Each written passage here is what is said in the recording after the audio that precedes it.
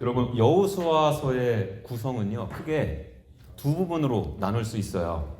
1장부터 12장까지는 가나안 정복 이야기가 기록되어져 있고요. 정복했으니까 이제 분배해야겠죠. 그 내용이 13장부터 24장까지 기록되어져 있습니다. 그래서 오늘 우리가 살필 12장 말씀은 정복 이야기의 마무리가 되는 본문이면서 또 어떻게 보면 분배 이야기의 서론이기도 하죠. 오늘 본문은 이스라엘이 정복한 왕들의 이름들이 기록되어져 있습니다. 한 가지 특징이 있다면 모세가 정복한 왕들과 여호수아가 정복한 왕들을 구분해서 기록하고 있어요. 1절을 보십시오. 거기 보시면 요단 저편이라 해서 해 돋는 쪽이라고 기록하고 있죠. 여기서 말하는 요단 저편은 바로 요단강 동쪽을 의미합니다. 이 요단강 동쪽은 모세가 생전에 있을 때 정복했던 지역이에요. 그래서 1절 위의 제목도 모세가 정복한 왕들 이렇게 기록되어져 있어요. 이와 관련된 내용은 민수기 21장과 신명기 2장, 3장에서 기록되어져 있습니다. 모세와 이스라엘이 가나안 땅에 들어가기 위해서는요, 아모리 지역을 지나가야 했습니다. 그래서 아모리 사람들아, 너희에게는 전혀 해를 입히지 않을 테니까 그냥 우리 이스라엘 백성들이 지나가게만 해줘 하고 사신을 통해 입장을 전달하죠. 그러나 아모리 지역 헤스본의 왕 시온은 이 제안을 거절하고 전쟁을 일으킵니다. 이스라엘이 지나가도록 길만 내어주면 그만이었을 텐데 전쟁을 도발해서 망하게 되었습니다. 그리고 바산도 마찬가지예요. 그 전쟁에서 승리한 후에 모세는 두 지파 반에게 요단강 동쪽의 땅을 분배하죠. 그 내용이 오늘 본문 2절에서 6절까지가 요약되어져 있습니다. 그리고 이번에는 7절을 보시겠어요? 거기 보시면 요단 이편이라는 표현이 있죠. 여기서 이편은 요단강을 중심으로 서쪽을 의미합니다. 다시 말해서 여호수아가 요단강을 건너고 정복한 왕들과 지역들을 기록한 거예요. 우리는 이미 앞서서 11장에 그 땅에 전쟁이 그쳤더라 해서 전쟁 이야기가 마무리되었음을 살폈어요. 정복 전쟁의 결과로 정복한 왕들의 이름과 그 지역이 기록되어져 있는 것입니다. 여러분, 여기서 잠깐 우리가 생각해 볼 것이 있어요. 여호수아가 정복한 왕들의 이름을 기록하는 데 있어서 모세의 정복 이야기도 함께 언급한 이야기가 무엇이냐 하는 것이죠. 아까 말씀드린 대로 오늘 본문은 여호수아가 정복한 왕들의 이름만 기록해도 크게 무리가 되지 않거든요. 왜냐하면 여호수아는 요단강을 건너서 서쪽 지역을 정복했잖아요. 그러니까 그 지역의 왕과 지역의 이름만 이야기해도 되는데 굳이 모세가 요단강 동쪽에서 정복한 땅과 그 땅이 또한 어떻게 분배되어졌는지 밝히고 있기 때문에 그렇습니다. 왜 그럴까요, 여러분? 여기에는 몇 가지 강조점이 있다고 생각되어지는데요. 첫 번째는요, 모세의 사역과 여호수아의 사역은 하나로서 연속성을 가지고 있다는 거예요. 일반적으로 나라, 이 국가란 일정한 영토와 거기에 사는 사람들, 그리고 주권에 의한 하나의 통치, 조직을 가지고 있는 사회 집단을 가리키죠. 하나님의 나라 개념도 이와 비슷하게 접근할 수 있다는 거예요. 하나님의 주권, 하나님의 백성이 있으니까 이제는 무엇이 있어야 되겠어요? 땅. 하나님께서는 모세를 통해서 출애굽을 허락하셨죠. 왕이신 하나님이 이스라엘을 하나님의 백성으로 삼으신 것입니다. 그리고 가나안 동편을 정복하게 하셨어요. 그래서 두 지파 반이 그곳에 살게 되었습니다. 이제는 여호수아를 통해서는 요단강을 건너게 하셨고요. 그리고 가나안 서쪽을 정복하게 하셨죠. 나머지 지파가 살기 위한 땅을 허락하신 거예요.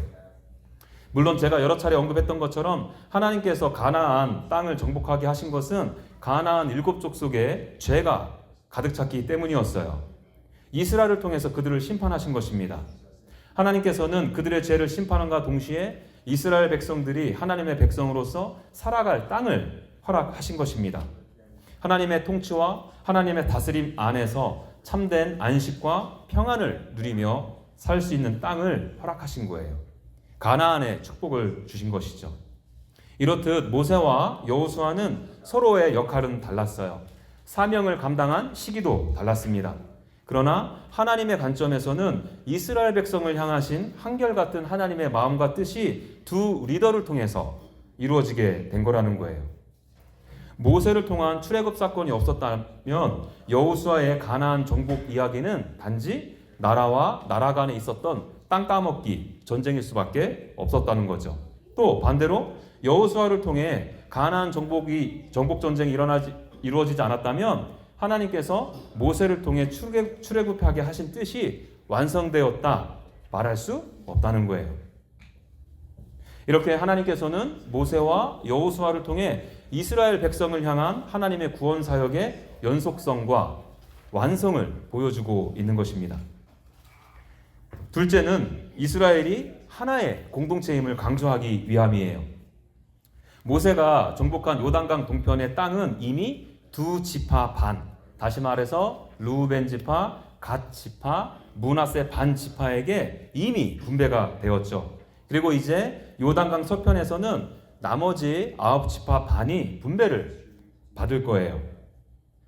여러분, 제가 여기서 말하는 므낫세 반 할 때 반이 무엇을 의미하는지 아시나요?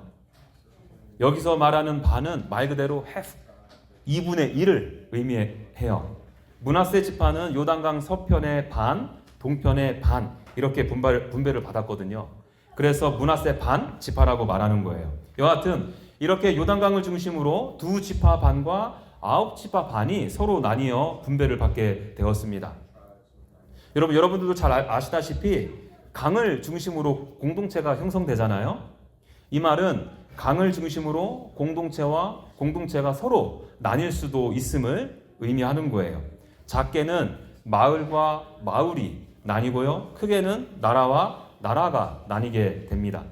예를 들어서 중국과 북한은 압록강과 두만강을 경계로 해서 나뉘잖아요.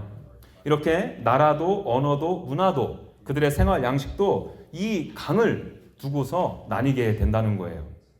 저는 서울에 안 살아서 모르지만 강북과 강남과도 이런저런 차이들이 있다라는 소리를 여러 번 들었어요. 여러분, 이스라엘도 요단강을 경계로 해서 이렇게 나뉠 위험성이 충분히 다분히 있었다는 거예요. 여기서의 나님은 단순히 지역적 나님을 의미하기도 하겠지만 그것을 넘어서 하나님 안에서 한 공동체, 하나님에 대한 분리, 나님을 의미하기도 할 거예요. 그런 의미에서 여러분, 여호수아서의 저자가 요단강 동편에 사는 두 지파 반을 언급한 것은 너희들은 하나다. 같은 뿌리에서 나왔다. 하나님 안에서 서로 하나가 되기를 힘쓰라. 이것을 강조하기 위함이라는 거죠.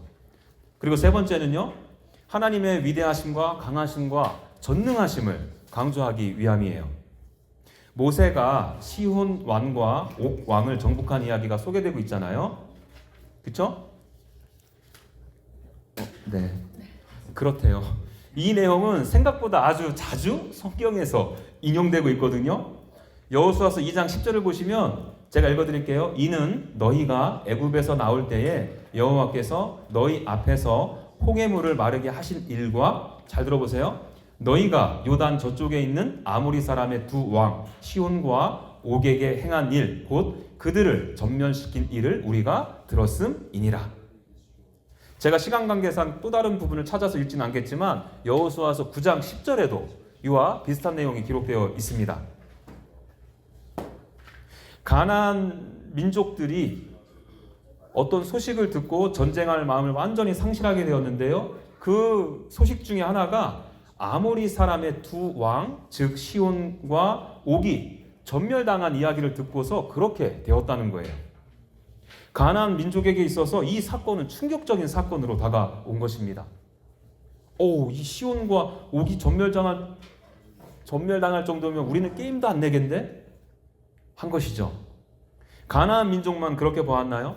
시편 135편입니다. 이 시편 기자는요, 이스라엘을 택하신 하나님께서 어떤 크고 위대한 일을 행하셨나 하면서 하나님께서 행하신 일들을 쭉 기록하고 있는데요. 그 중에서 제가 한 구절 읽어드립니다. 시편 135편 10절. 그가 많은 나라를 치시고 강한 왕들을 죽이셨나니 곧 아모리인의 왕 시혼과 바산 왕 옥과 가나안 모든 국왕이로다. 또 시편 136편 19절에는 아모리인의 왕 시온을 죽이신 이에게 감사하라. 그 인자하심이 영원함이로다. 이렇게 기록되어 있습니다. 가나안 민족뿐만 아니라 이스라엘에게도 이 사건은 큰 의미가 있었던 사건이었죠. 그렇죠? 어느 정도로요? 하나님께서 홍해 물을 마르게 하신 일, 그것과 지금 동격으로 보고 있잖아요. 홍해 바다 사건과 같은 의미를 지금 부여하고 있는 거예요. 홍해 바다 사건에서 드러난 하나님의 전능하심과 크심과 위대하심이 이 사건을 통해서도 드러났다. 그렇게 본 거죠.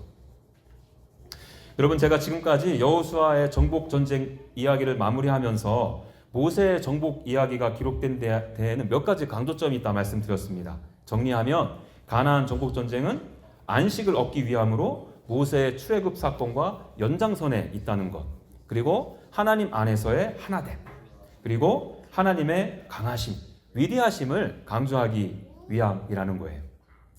그렇다면 여러분, 성경의 저자가 이렇게 강조한 데에는 그 목적이 있지 않겠어요?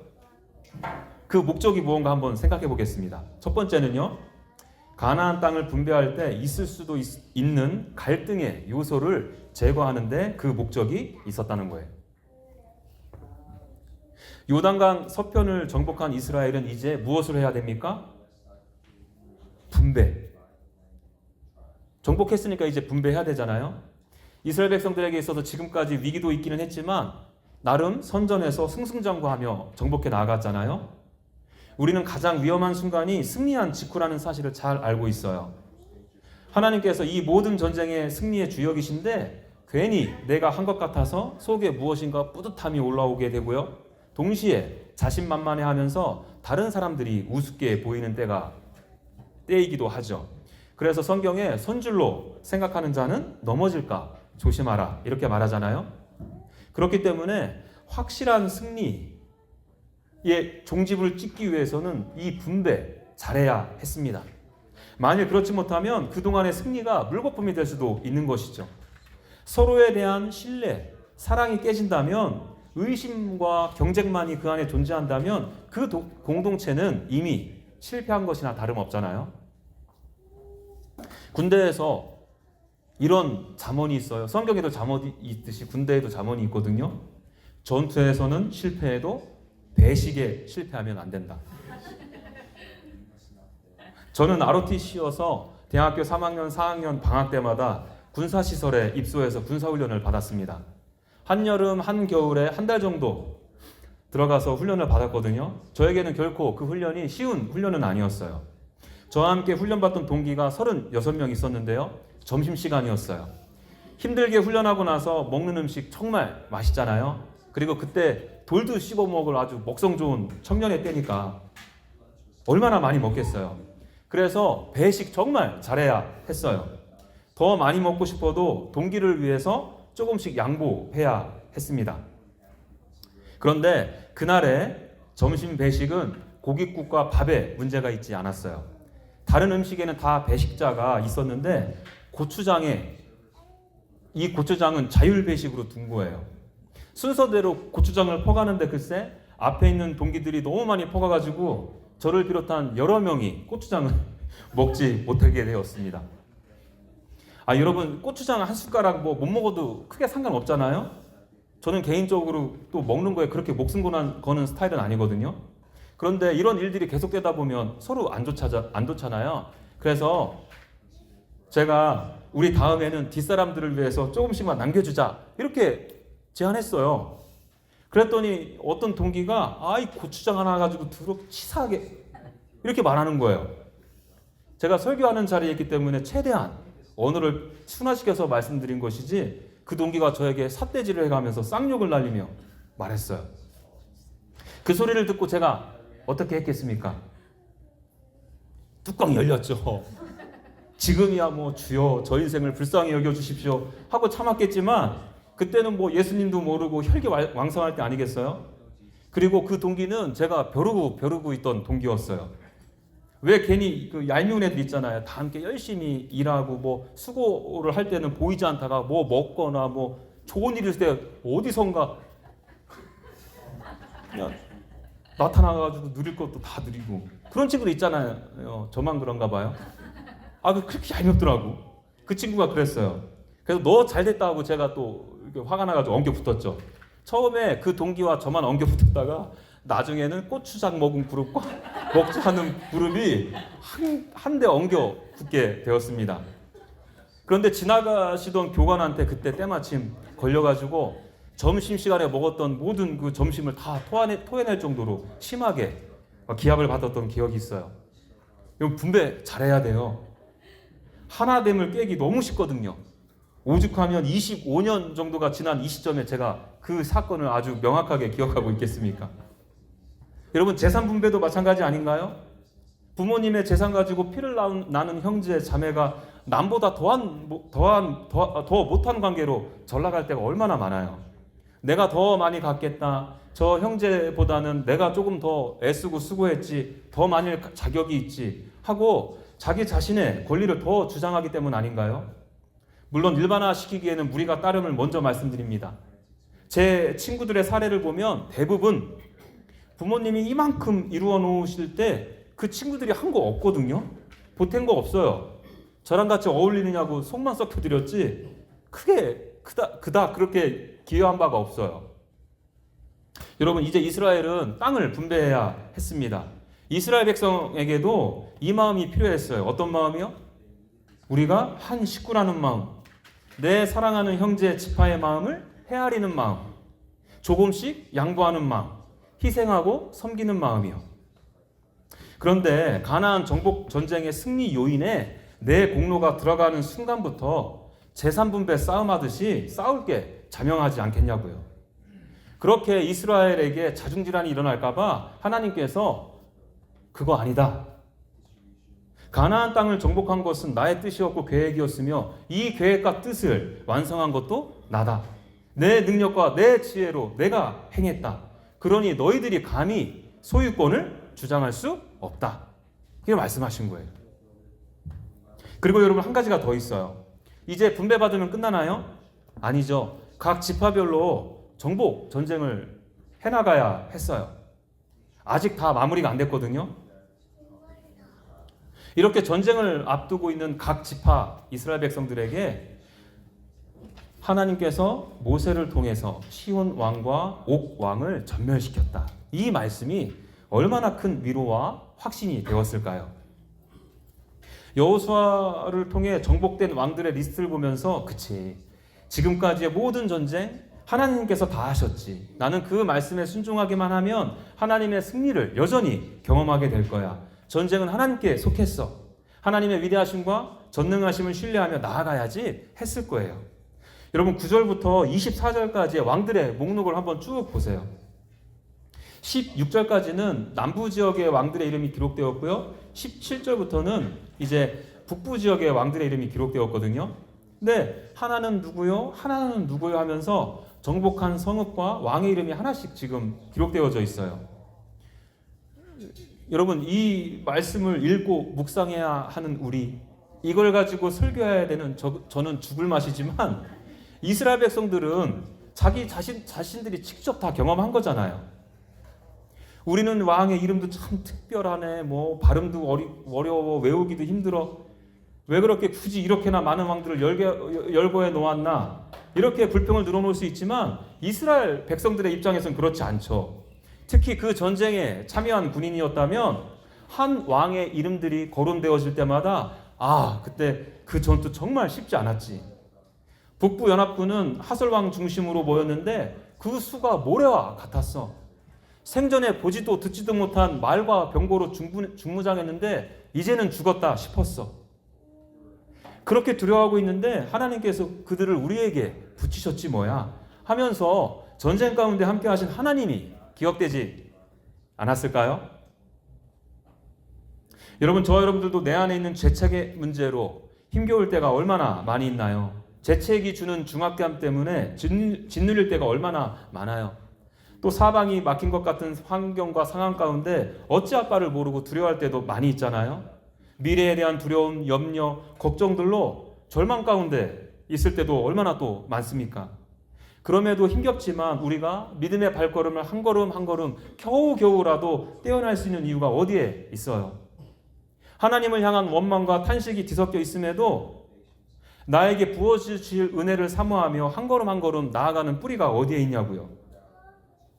다 잘 될 거야 라는 정신 승리 때문인가요? 어떻게든 되겠지 하고 현실 도피하기 때문인가요? 그럴 리가요. 아니잖아요. 과거에 나에게 부어주신 하나님의 은혜, 사랑, 함께하심에 대한 신뢰 때문이잖아요.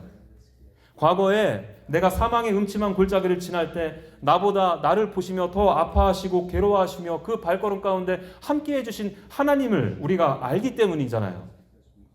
여러분, 그러한 과정들을 통해서 나의 믿음이 그리고 하나님을 향한 하나님의 사람으로 얼마나 더 성숙되어진가를 우리가 경험했지 않았습니까? 그래서 우리는 여전히 앞날은 몰라요. 내 뜻대로 이루어지지 않을 수도 있다는 거예요.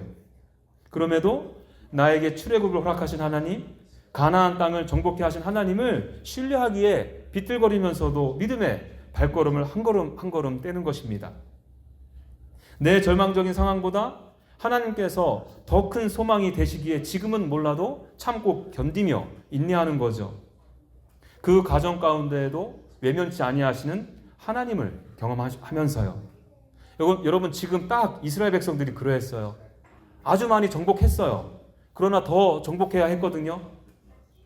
그 과정들 가운데에서 두렵게 하고 절망하게 만드는 왕들이 얼마나 많았겠냐고요.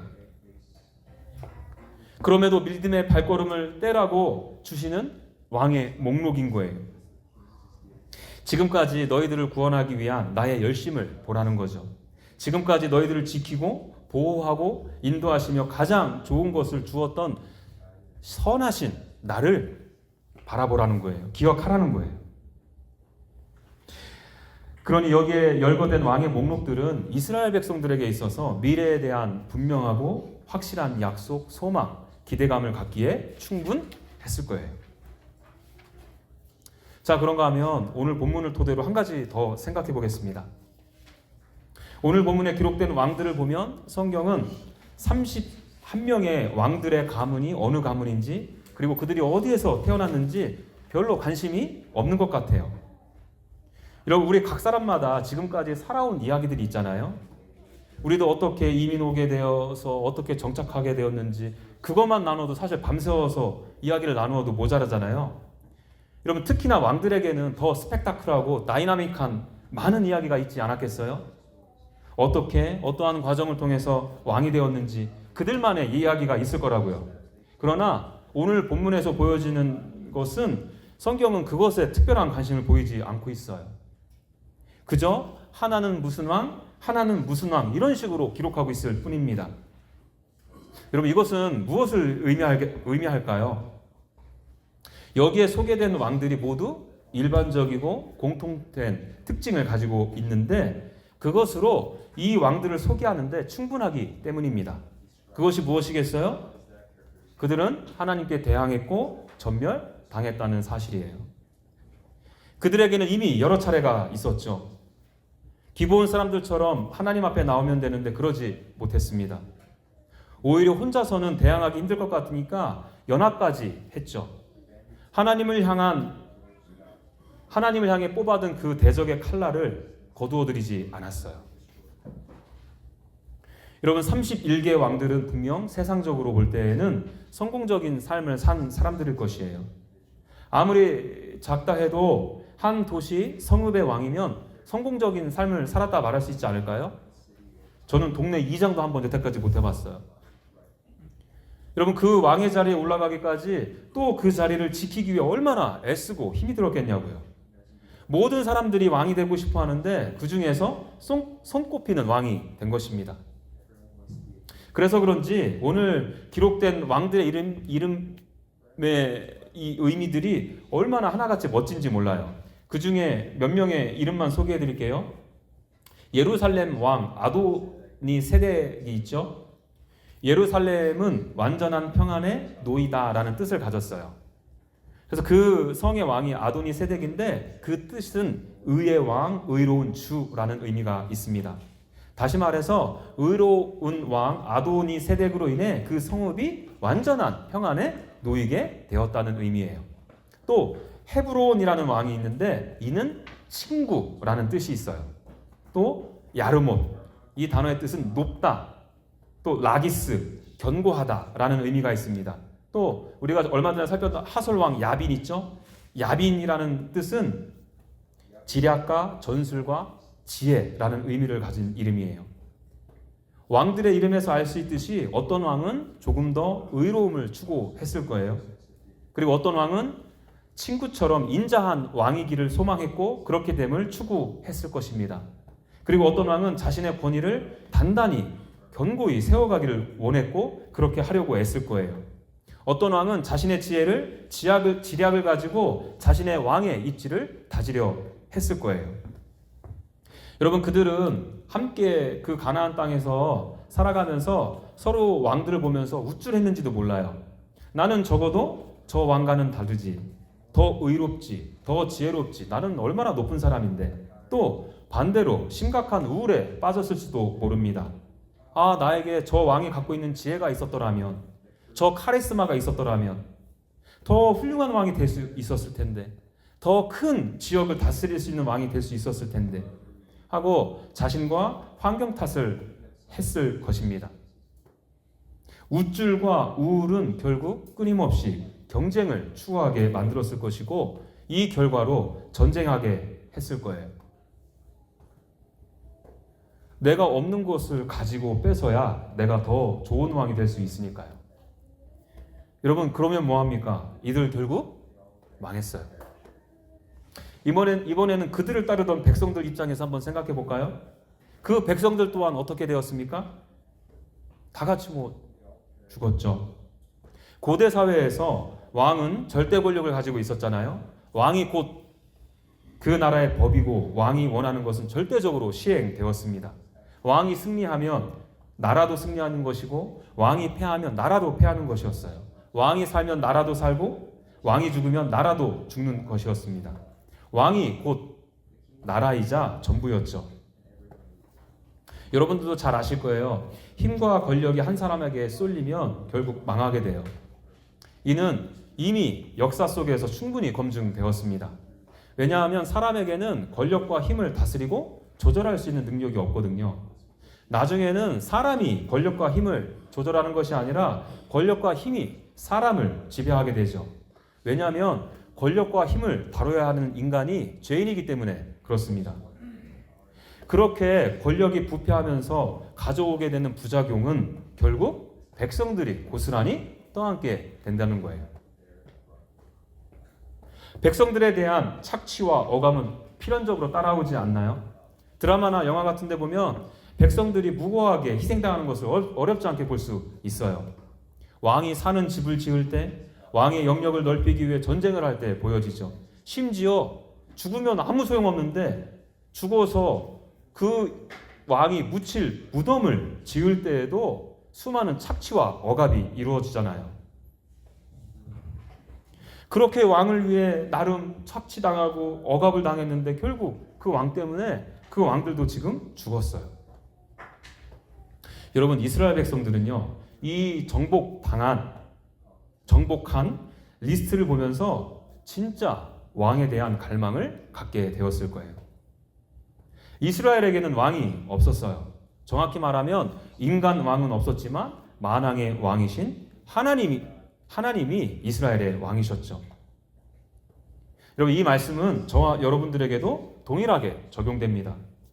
우리에게 아무 의미 없어 보이고 이름도 외우기 힘든 31명, 이 왕들의 명단을 읽고 묵상하게 하신 목적도 별반 다르지 않다는 거예요.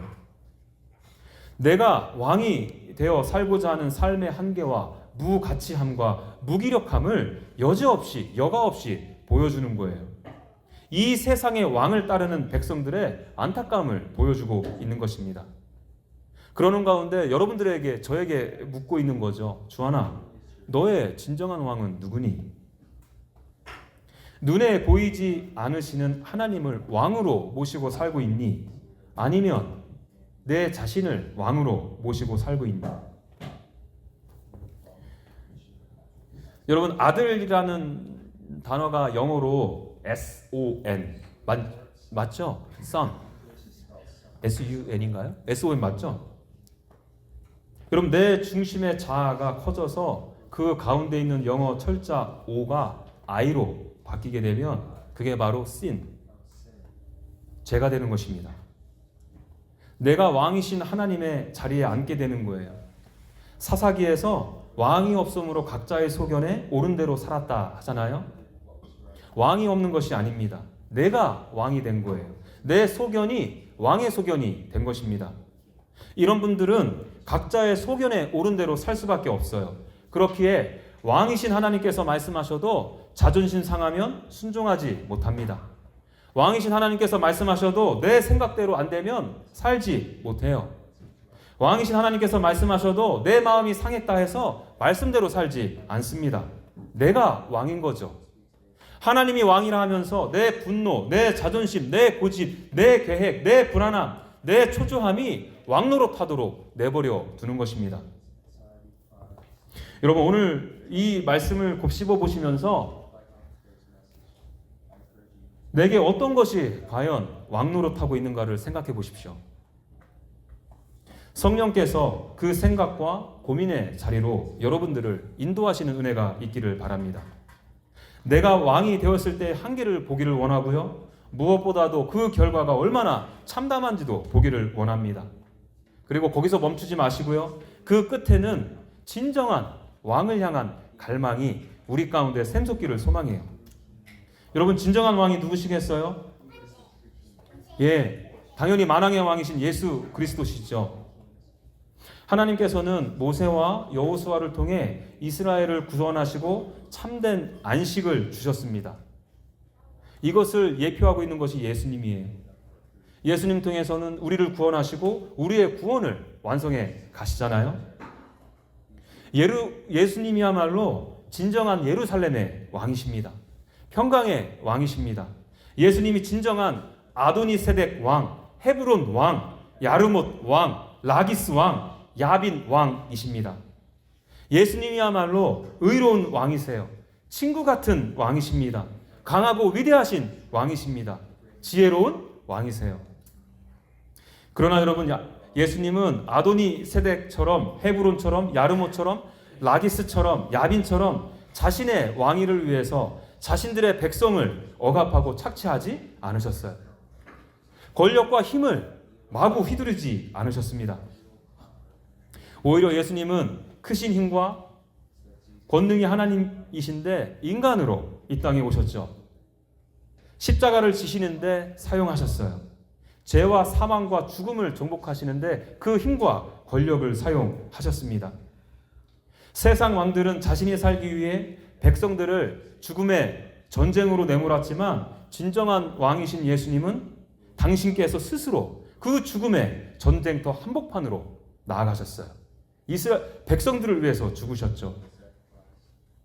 세상 왕들은 자기 자신들의 왕권을 유지하기 위해서 백성들을 희생시켰지만 왕이신 예수님은 당신들의 백성을 살리시기 위해 왕권을 기꺼이 포기하심으로 처참히 희생당하셨습니다.